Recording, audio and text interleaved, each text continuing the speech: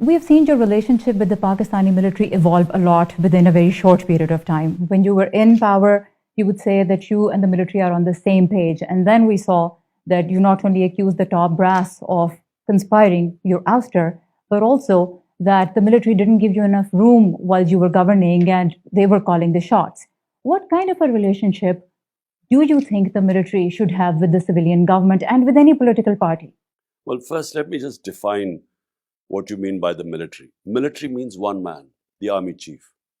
So the whole policy of military vis-a-vis their dealing with the civilian government depends on the personality of one man.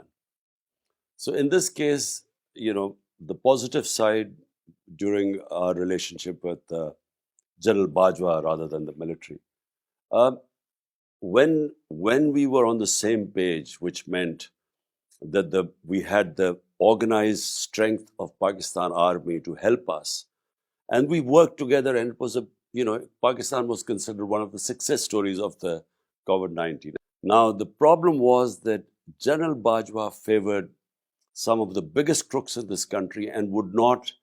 Uh, he did not think corruption was this big a problem, and he wanted us to work with them. Work with them meant giving them immunity from the corruption cases. He had a very close relationship with Shehbaz Sharif, the current prime minister. And for some reason, he worked, he conspired, and this regime change took place. Well, he rejects those allegations. But my question is, if you come back in power, what makes you think things will be different? That the army that has consistently played a huge role in Pakistan would back off? The leading principle of the balance is that the elected government that has the responsibility, which people have mandated them through their vote, must also have the authority. You cannot separate responsibility and authority. So if the authority lies with the army chief, responsibility lies with the prime minister, no management system works. But do you believe it could be different next time? And if you don't believe it's going to be different next time, why do you want to run for election? It can be. It can be because Pakistan is evolving all the time. And I'm sure amongst the new military leadership, there's a realization that this experiment of regime change has gone wrong. Pakistan the economy has gone into a tailspin. We are facing the worst crisis in our history, the economic crisis. But not just that, the governance crisis. And there's no way to get out of this. The only way is that we have a paradigm shift from the way Pakistan has been run. You've been agitating for elections for almost 10 months now, but you've also said that you don't believe the next elections are going to be free and fair.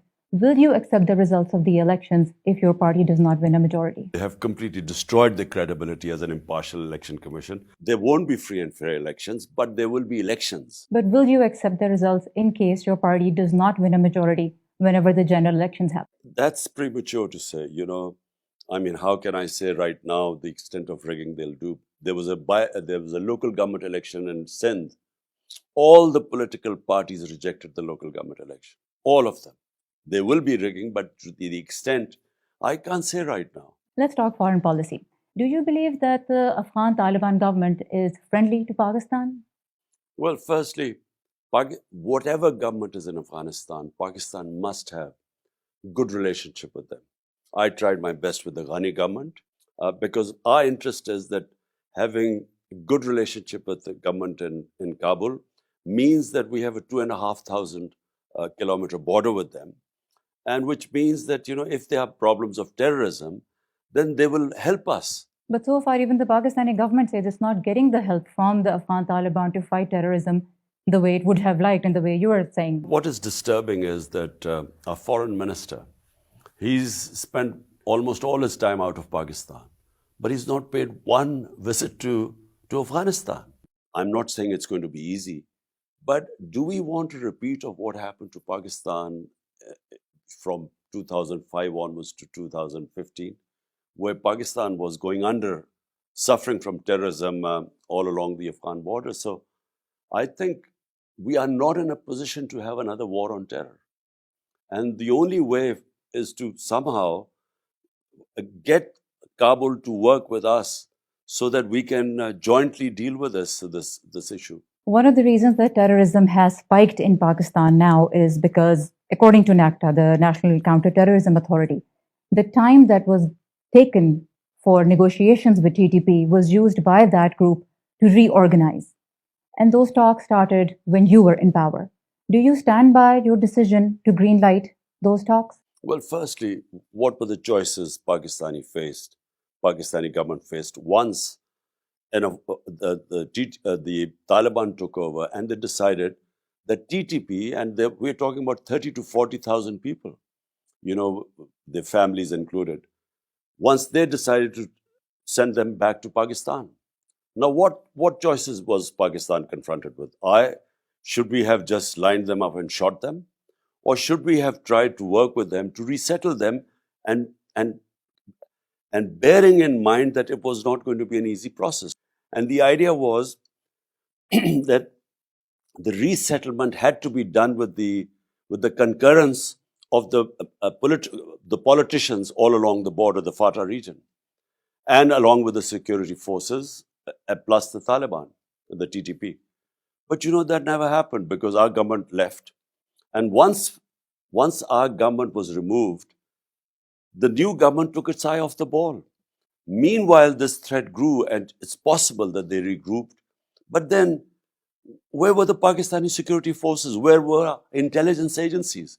Could they not see them grouping? So the problem is, how could we be held responsible for their negligence? Throughout last year, at pretty much every rally, your narrative was that the US conspired with your political opponents to remove you from office. If you come back into power again, what kind of challenges do you see in repairing your relationship with Washington? Well, firstly, international relationships should not be based on personal egos. They should be based on the interest of the people of your country. So the people of Pakistan, their interest is that we have good relationship with the US being a superpower, and our biggest trading partner. I mean, Pakistan exports more to the US than any other country. Whatever happened now, I mean, as things unfold, it wasn't the US who told the Pakistan. It was, unfortunately, from what now evidence has come out, it was General Bajwa who actually somehow managed to tell the Americans that I was anti-American. And so it wasn't imported from there, it was exported from here to there. So do you still believe that the US played a role in removing you from office? Well, the cipher is real. It was an official meeting, minuted both sides, between Donald Lu, the Undersecretary of State to South Asia, and the Pakistan ambassador. And this was brought to the National Security Council and our cabinet, the minutes of the meeting. Having said that, it's in the past. We have to move on.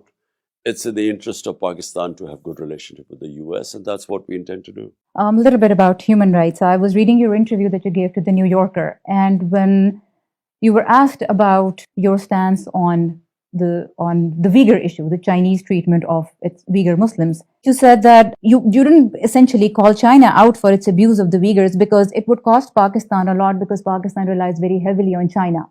Does that mean that when you speak for Palestinians or for Kashmiris, it's because it's easy to do that because there are no serious political consequences for Pakistan? Is this how a country should manage its moral positions? Remember, the Prime Minister of a country, his main responsibility are his own people. So you do not want to make statements, moral statements about other countries, which would affect the lives of your own population. So I'll give you an example. We were told to take position on Ukraine. We decided to stay neutral. The Russian invasion to Ukraine. India decided to stay neutral, being a strategic partner of the US. Why? Because India sensibly thought about its own people. It got oil from Russia at 40% discount. So by actually taking sides, you can actually affect the lives of your own people. So my responsibility as a prime minister were the 220 million people of my own country. And it's exactly what the Western countries do. They don't take positions where it hurts their economic interest. Kashmir, the United Nations Security Council has passed resolutions on Kashmir. That's a disputed territory. India took over Kashmir unilaterally. No response from the Western countries. because India is a strategic partner. So, countries like us who have large populations that are hovering around the poverty line, we at least do not have the luxury of making moral statements.